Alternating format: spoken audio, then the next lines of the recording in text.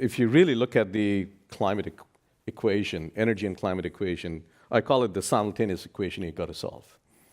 And that is, we are at 1.2 or 3 degrees above global average temperature rise.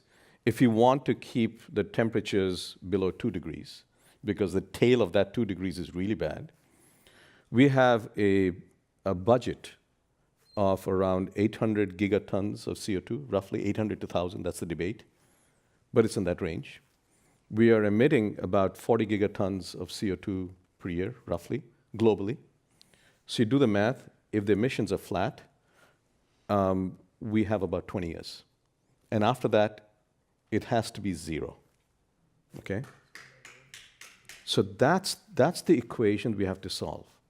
Now, given the economic growth that we are seeing in China, India, and other parts of the world, we can't tell them not to grow because it's prosperity, et cetera. And they're trying, China is trying.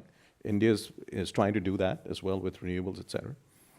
But the construction of steel and concrete are such that if they want to grow, there will be emissions.